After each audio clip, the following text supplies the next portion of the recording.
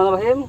Baik, pagi ini kita akan langsung berangkat ke Bedugul, Lamongan. Semoga selamat sampai tujuan. Amin. Amin.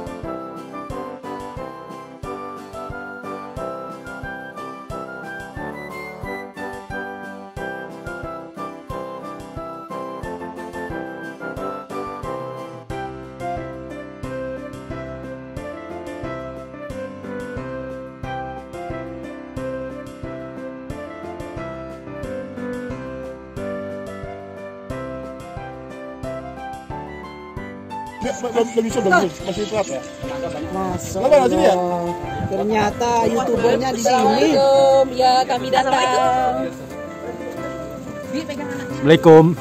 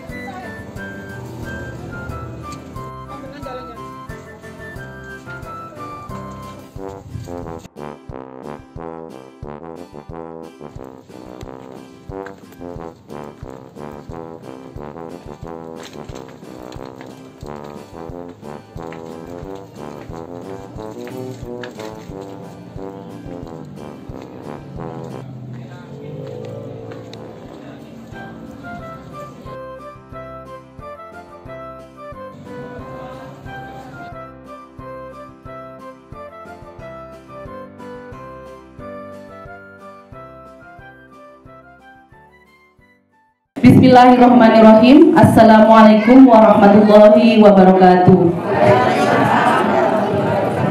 Alhamdulillah. Rabbi shrahli sadri wa yassirli amri wahlul 'uqdatam min lisani yafqahu qawli. Asyhadu an la ilaha illallah wa asyhadu anna Muhammadan abduhu wa rasuluh la nabiyya ba'da. Alhamdulillah, segala puji bagi Allah yang telah memberikan banyak nikmat kepada kita semua sehingga kita hari ini bisa menunaikan sebuah impian kita untuk kita berbagi di tempat ini, dan mudah-mudahan semua yang kita lakukan hari ini mendapatkan ridho dari Allah Subhanahu wa taala. Amin. Salawat serta salam semoga senantiasa kita haturkan kepada junjungan kita Nabiullah Muhammad SAW. Atas petunjuk beliaulah kita juga bisa merasakan nikmatnya Islam, nikmatnya ukhuwah, sehingga sekalipun kita tidak kenal dengan saudara-saudara, dengan ananda di Bedugul, hati kita tergerak untuk bisa ke sini karena petunjuk kenabian dari Muhammad Rasulullah SAW. Bapak Ibu rahimakumullah, ada yang kedinginan? Oh, enggak ada ya, semua kehangatan ya. Ya, alhamdulillah tempatnya luar biasa, view-nya sungguh luar biasa maha besar Allah dengan segala karunia-Nya. Semoga kita senantiasa ingat untuk bersyukur kepada Allah ya. Baik Bapak Ibu, kita mulai dulu acara kita dengan kita membaca basmalah bersama-sama agar Allah memberikan kebaikan untuk kita semua atas niatan-niatan kita. Bismillahirrahmanirrahim. Bapak Ibu rahimakumullah, alhamdulillah hari ini kita diterima oleh Al-Ustadz Syarifuddin. Beliau pengasuh pimpinan pondok ya, dari Pondok Pesantren Darul Ukhwah, pondok pesantren untuk yatim piatu duafa. Kalau Pak Slamet dengan Ustadz Syarif itu gimana statusnya Pak? Iya. Oh saudara kembar. Makanya membuat yayasan pun kembar Bu. Ada kita dulu Mu'alaf Foundation, beliau juga membuat Hikmah Foundation. Begitu nggak Ustadz Syarif? Saking kembarnya. Ya. Mudah-mudahan karena kita kan senang silaturahim ya Bapak Ibu ya, silaturahim kita hari ini mendapatkan keridhaan dari Allah Subhanahu wa taala. Dan sekali lagi kami mengucapkan banyak-banyak terima kasih Ustadz karena disambut di sini dengan luar biasa. Baik Bapak Ibu rahimakumullah, insya Allah acara kita hari ini kita akan mendengarkan sambutan yang pertama dari Ustadz Syarif sebagai pimpinan pondok, yang kedua nanti dari Pak Slamet dari Direktur GMI, dan kemudian nanti kita akan doa bersama, kemudian kita akan makan bersama sebagaimana tradisi kita gitu ya. Baik Bapak Ibu, kita lanjutkan dengan acara yang kedua yaitu sambutan dari Ustadz Syarif, dipersilahkan. Bismillahirrahmanirrahim. Assalamualaikum warahmatullahi wabarakatuh. Innal hamdalillah nahmaduhu wa nasta'inuhu wa nastaghfiruh wa na'udzu billahi min shururi anfusina wa min sayyiati a'malina. May yahdihillahu fala mudilla lahu wa may yudlilhu fala hadiya lahu. Asyhadu an la ilaha illallah wahdahu la syarika lahu wa asyhadu anna Muhammadan 'abduhu wa rasuluhu wa la nabiyya ba'dahu. Allahumma shalli 'ala Muhammad wa 'ala ali Muhammad. Qala Allah ta'ala fi kitabihil karim, a'udzu billahi minasyaitonir rajim. Ya ayyuhalladzina amanu taqullaha wal tanzur nafsum ma qaddamat lighad wattaqullaha innallaha khabirum bima ta'malun. Wa qala Rasulullah sallallahu alaihi wasallam ittaqillaha haitsu ma kunta. Shadaqallahu azim wa shadaqa rasulul karim. Amma ba'd, ayyuhal hadirun, Bapak Ibu hadirin dan anak-anakku semua yang berbahagia. Tiada kata yang patut kita ucapkan kecuali memanjatkan segala puja dan puji syukur pada Allah Rabb semesta alam, yang dengannya kita diberikan banyak kenikmatan, yang salah satu kenikmatannya adalah diringankannya langkah kita hadir dalam pertemuan ini, yang insya Allah mudah-mudahan senantiasa diberikan keridhaan oleh Allah Subhanahu wa taala. Yang kedua, selawat dan salam dan kita aturkan pada Nabi kita Nabi Muhammad sallallahu alaihi wasallam. Beliau adalah manusia mulia, Nabi akhir zaman yang telah sukses mengantarkan kita semua umatnya dari kegelapan jahiliyah menuju cahaya Islam. Yang pertama yang kami hormati saudara kembar saya Bapak Slamet AP yang berbahagia, dan seluruh keluarga besar dari Mu'alaf Foundation, Bapak Ibu yang tidak bisa saya sebutkan satu persatu. Saya mewakili seluruh jajaran pengurus dari yayasan dan pondok pesantren. Yang pertama mengucapkan jazakumullahu khairan katsira atas segala sumbangannya yang luar biasa, kehadirannya pada pagi menjelang siang hari ini, dan seluruh kontribusinya atas segala kepedulian terhadap kami yang ada di gunung ini. Mudah-mudahan apapun yang dipersembahkan senantiasa diberikan pahala berlipat ganda di sisi Allah Subhanahu wa taala. Amin. Dan yang kedua, kami mohon maaf yang sebesar-besarnya apabila ada hal-hal yang kurang berkenan, baik penyambutan kami, penyediaan tempat yang ala kadarnya, atau hidangan hanya berapa biji saja. Mohon maaf yang sebesar-besarnya. Terutama saya mohon maaf, remote AC kami tidak ketemu sehingga sulit untuk dimatikan, sehingga suasananya 16 derajat ya, kayak di Denpasar. Dan selanjutnya kami juga perlu sampaikan bahwa Hikmah Foundation dan Mu'alaf Foundation adalah saudara kembar. Jadi kami dengan Pak Slamet sudah kenal cukup lama ya, sejak zaman dinosaurus dulu ya. Zaman tidak enak. Kita sama-sama mendirikan yayasan, mengawali berjuang di Bali begitu. Saya asli sini, ibu-ibu, bapak-bapak, saya asli sini. Saya termasuk generasi ketiga. Jadi mbah buyut saya Mu'alaf. Mbah buyut saya Mu'alaf, saya generasi ketiga, sekitar abad ke-18 lah kurang lebih di sini. Berkembang biak menjadi banyak sekali kampung di sini. Kenapa kampung ini begitu besar, luar biasa berkembang? Karena anaknya banyak-banyak. Karena daerah dingin katanya. Ya. Saya aja anak nomor 14 dari 15 bersaudara. Ya, ibu saya umurnya 104, sekarang masih hidup, masih sehat, masih seger. Jadi saudara, sekarang ibu saya manggil sudah kebingungan. Jadi cicitnya punya cucu. Jadi mau nyebut, kalau dibalikan kumpe ya buyut. Setelah itu apa lagi sampai habis katanya. Saya bilang udah buyut kuadrat aja dah, saya bilang. Karena berkembang biak. Makanya ada candi kuning 1 Muslim, candi kuning 1 Hindu, candi kuning 2 Muslim, itu bersaudara awalnya. Tapi kita duluan berkembang. Dari seluruh dusun yang ada di sini, candi kuning 2 paling banyak penduduknya, hampir mengalahkan 6 dusun yang lain. Itu luar biasa berkahnya.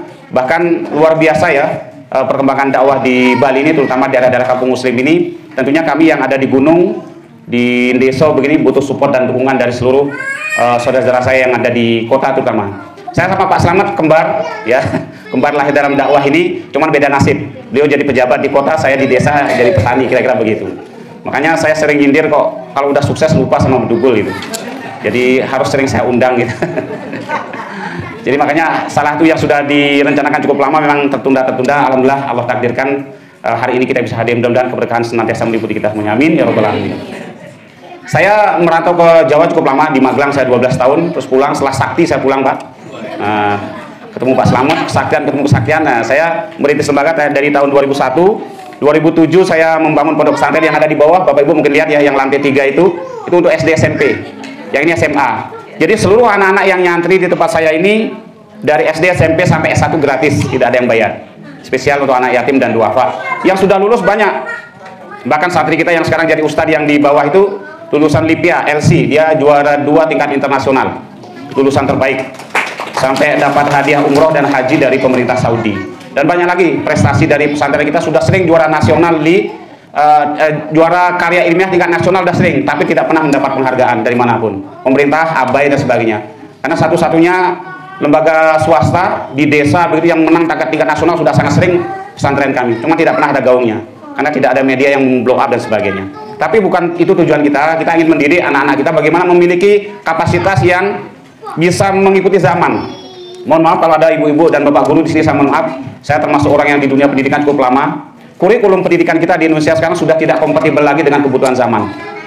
Ya, pelajaran-pelajaran segala macam tidak kompatibel, tidak seiring. Saya sendiri merasakan lulus S1, lulus SMK, nggak bisa ngapa-ngapain. Makanya konsep pendidikan kami di pesantren ini adalah life skill itu lebih dominan. Anak-anak sekolah cuma formalitas saja, cari ijazah. Tapi life skillnya kita utamakan. Di sini ada latihan otomotif, ada latihan IT, ada latihan pertanian, segala macam, terutama yang SMA. Jadi lulus SMA dia sudah punya kapasitas untuk hidup mandiri. Sehingga ketika kita kuliahkan dia sudah bisa kerja dan bisa untuk menghidupi dirinya. Makanya anak-anak kami alhamdulillah sekarang, kemarin kita ngirim lagi ke Jakarta satu orang untuk mendalami desain grafis. Sebelumnya ada yang komputer, ada yang otomotif dan sebagainya. Kita kerjasama dengan beberapa lembaga. Nah, semua itu adalah bagian dari fasilitas yang kita berikan kepada anak-anak kita yang ada di Bali. Karena hasil analisa saya mohon maaf, seorang peneliti juga dalam beberapa bidang, terutama di teknologi tepat guna. Saya yakin ke depan Bali ini akan luar biasa perkembangannya, terutama dalam konteks dakwah. Ketika generasi kita tidak disiapkan, siapa lagi akan menghantarkan nilai-nilai dakwah ke depan? Saya merasakan sekali. Makanya dari sekarang anak-anak kita salurkan sesuai dengan bakat minatnya. Kelas 1 SMA, 6 bulan dia sekolah, kita harus sudah talent mapping. Kemana bakat minatnya? Kita datangkan tim ahli dari Jakarta. Jika anak ketahuan ini yang contohnya IT, ini administrasi segala macam, sehingga kita menyalurkannya jelas. Bahkan mengambil kuliah S1 pun sesuai dengan bakat minat, tidak semuanya agama. Karena untuk dakwah, untuk mengembangkan Islam tidak cukup hanya konteksnya ulumul syar'i, harus ada yang ahli teknologi, ada yang harus ahli IT, ada yang otomotif segala macam. Bayangkan kalau misalkan pemilik pesawat terbang semua mogok, tidak ada yang mau mengantarkan kita naik haji, bisa naik haji nggak kira-kira kita? Tidak bisa, padahal yang memiliki non-muslim rata-rata.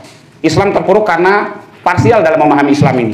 Seolah-olah matematika bukan pelajaran agama. Ketika berbicara fisika seolah-olah itu milik orang kafir. Padahal seluruh ilmu itu sebenarnya adalah bagian dari instrumen untuk mendukung dakwah ini. Jadi nggak bisa kita hanya berbicara ulumul syar'i, hanya konteks syar'i, tapi semua konsep untuk mendukung dakwah ini kita pelajari. Makanya anak saya, anak didik ada yang ngambil hukum, ada yang teknik mesin, ada pertanian. Bahkan ada anak kami yang talent mappingnya sangat tepat. Dia baru semester 3 sudah jadi pengacara, magang, bahkan nangani kasus besar sudah sering. Baru semester 3. Karena bakatnya memang di situ. Muyulnya, fashionnya di situ. Nah, kadang-kadang kita orang tua dalam tanda kutip ya, karena ngikuti nafsu dan keinginan seolah-olah anak harus biasanya gitu kan, dipaksakan Padahal tidak bisa. Anak itu harus disalurkan sesuai dengan bakat minatnya. Itulah ruang lingkup bayangan gambaran kami mengelola pesantren yang sedang kita rintis ini, walaupun dalam kondisi yang sangat terbatas begitu. Termasuk bangunan ini baru 1 tahun kita kelola. Ini miliknya Bapak Wakapolda Bali. Villa ini. Beliau sudah pensiun, Pak Wakapolda tahun 2004 kalau nggak salah, Pak Teguh Muslim. Tempat kita masih nyewa ini. Yang di atas itu anak-anak untuk asrama tidur, masak segala macam di atas. Nah ini untuk belajar. Itu masih nyewa, kita setiap 2 tahun memperpanjang 2 tahun. Alhamdulillah ini dikasih Pak Wakapolda untuk pinjem wakaf sisa kontrak sampai 2030. Nah mohon doa dan dukungan, ada tanah di sebelah, jumlahnya 51 are, insya Allah sedang kita ikhtiarkan untuk kita bebaskan yang di sebelah itu. Karena cita-cita kami di yayasan, kita ingin punya pesantren tahfidz bertaraf nasional yang ada di Bedugul ini. Itu cita-cita kita. Kenapa? Bedugul adalah secara geografis paling tengah-tengah Bapak Ibu. Dari sini mau kemana ya? Dekat, Buleleng, Jembrane, Denpasar paling dekat. Selain itu, kita basic masyarakatnya asli penduduk Bali, bukan Daud Tukat atau Dangin Tukat. Kami penduduk asli. Makanya ada orang macam-macam sikat di sini. Ya, karena kami penduduk asli. Tidak ada yang berani. Secara birokrasi segala macam kita sangat didukung karena memang asli. Makanya sangat besar potensi untuk kita mengembangkan lembaga bertaraf nasional. Kalau ada lembaga yang memang kompatibel dengan kebutuhan zaman dan memang layak, saya yakin tidak akan ada orang yang nyekolahkan ke Jawa. Kenapa ke Jawa? Karena di Bali belum ada yang fasilitasi. Saya punya anak kelas 3 SD sudah saya kirim ke Jawa, Pak. Kosnya, bilang kos ya, kos produksi biasa ngomongin bisnis. Biayanya sebenarnya lebih besar, walaupun lebih murah dalam biaya sekolah. Ngelihat jenguk, apalagi macam-macam kan lumayan itu biayanya, Pak. Coba kalau di Bali ada, jenguknya ke sini sambil jalan-jalan ke danau, ya sambil rihlah, jalan-jalan, saya yakin akan jauh lebih menarik. Bahkan kita sudah kolaborasi dengan beberapa lembaga di Jakarta, di Depok, kemarin sudah studi banding. Kita sedang mengadopsi sebuah konsep bagaimana konsep menghafal Quran 6 bulan mungkin, ada yang 1 tahun mungkin dan seterusnya. Sedang kita godok, bahkan sedang kita matangkan. Dan santri-santri kami sengaja saya taruh di Banten, di Purworejo, di Klaten, mengambil manhaj dengan berbeda-beda manhaj. Itu akan kita kolaborasikan menghafal Quran, sehingga ke depan ada suatu formula yang kira-kira paling tepat lah untuk kita menghafal Quran. Tetapi tidak hanya menghafal Quran, tetapi life skillnya segala macam bisa maksimal. Di sini bahasa yang kita ajarkan bahasa Inggris dan bahasa Arab, walaupun belum bisa maksimal karena masih mengawali. Itu mungkin sekilas yang dapat saya sampaikan kepada Bapak Ibu hadirin yang berbahagia. Posisi anak santri kami sekarang ini yang mukim maupun non mukim jumlahnya 60 anak semuanya, yatim dan duafa, dan ada tersebar di beberapa provinsi di Indonesia ini, ada Jakarta, Jawa Barat, Jawa Timur, Jawa Tengah, ada di Bali juga. Mungkin itu yang dapat kami sampaikan. Kalau ada hal-hal yang perlu didiskusikan, ditanyakan, mungkin lebih detail kami persilakan. Sekali lagi, jazakumullah khairan katsira dan mohon maaf atas segala kekurangan. Nasrul minallahi wa fathun qarib. Wassalamualaikum warahmatullahi wabarakatuh. Jazakallah khair untuk Ustaz Syarif. Nanti kita buka sesi diskusi ya, karena tadi ada juga dari kita yang pengen memahami lebih dalam dari pondok ini. Baik, Bapak Ibu, kita lanjutkan dengan sambutan kedua dari Bapak Slamet Adi Priyatna, si kembar. Assalamualaikum warahmatullahi wabarakatuh. Alhamdulillah alladzi alaqa baina qulubina fasbahna bi ni'mati ikhwana. Alhamdulillah hadana li hadza wa ma kunna linahtadi laula an hadana Allah. Asyhadu an la ilaha illallah wahdahu la syarika lah wa asyhadu anna Muhammadar rasuluhu la nabiyya ba'da. Allahumma shalli wa sallim ala nabiyyina Muhammadin wa ala alihi wa sahbihi wa man tabi'ahum bi ihsanin ila yaumiddin, amma ba'd. Yang kami hormati Ustaz Syarif dan para pengasuh pondok dan Keluarga Besar kita Mu'allaf Indonesia, Akar Mu'allaf Foundation. Alhamdulillah pagi hari ini kita bisa halan-halan plus silaturahim plus santunan dan macam-macam lah di Bedugul. Saya kalau tidak salah ya, ini mohon maaf diingetin ya, kurang lebih 13 tahun atau 14 tahun lalu kita pernah santunan juga, tapi di tempat yang atas, yang lama ya. Itu kalau tidak salah. Itu kalau tidak salah pas Galungan itu. Galungan hari Rabu Kali Libur, benar ya? Ya. Kalau tidak salah ya, berarti sudah lama sekali kita ke Bedugul. Ya. Dan secara pribadi, saya dengan Ustaz Syarif itu memang ya deket banget, pakai banget gitu. Ibaratnya susah senang sama-sama lah. Gitu. Sama-sama. Saya dulu tiap minggu kesini, tiap minggu pakai motor Pak, dingin. Wah, luar biasa. Motoran sendiri ya. Motoran sendiri dah. Gak ngajak istri soalnya.